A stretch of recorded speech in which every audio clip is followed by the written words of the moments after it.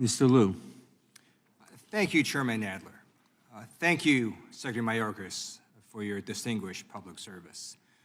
An American president told the American people that all their problems were because of the southern border.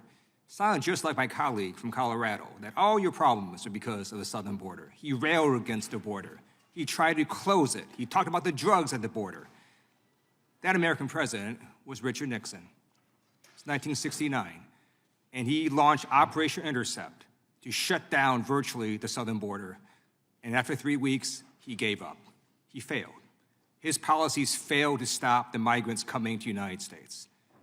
And so did the policies of every other president. President Ford, Carter, Reagan, George W. Bush, Clinton, George H.W. Bush, Obama, and Trump. In fact, under the Trump administration, migrant apprehensions increased to 851,000 in May of 2019, more than double the year before. 144,000 migrant encounters occurred in May of 2019. So my question to you is, it's true, isn't it, that the issues at the southern border have been there for more than half a century?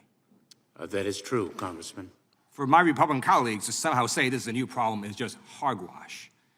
So let's talk about one of the more ineffective solutions, which is the wall. The former president said Mexico would pay for the wall. Did Mexico pay for the wall? No, it did not. Okay. The southern border is approximately 1,933 miles long, is that correct? Approximately, yes. And in 4 years, all the former president managed to do was build approximately 455 miles, of which only 49 were in places where there weren't already physical barriers. Is that correct?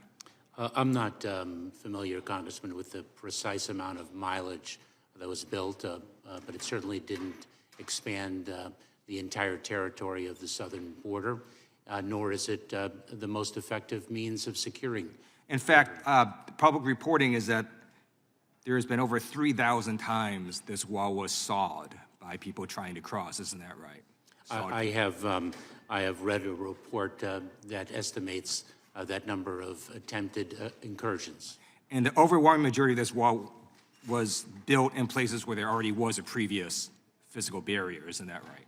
I believe so, Congressman. Thank you. And by my calculation, the former president in 4 years only built new barriers in 2.5% of our entire southern border. So let me just tell you a story about why I think every administration has had problems with migrant flow. A few weeks ago, I met with a Colombian refugee, and she left Colombia, and I asked why she left. She said narco traffickers killed her father. And the line I kept remembering was, she just wanted the body back. They just wanted her father's body so they could give him a proper burial. So her brother negotiated with these bad people to get the body. And when the brother showed up, they killed him. And then they went after her husband and killed her husband. And then she fled with her 3 children. If any of us were in that situation, we would flee too. Migrant flow is a very complicated issue. And to really solve this, you would need comprehensive immigration reform. And so let me ask you, do you agree that if we really want to solve the problems at the southern border, we would need comprehensive immigration reform? We would, Congressman, need legislation indeed to fix what has long been a broken immigration system, not just with respect to the southern border, but in many, many regards.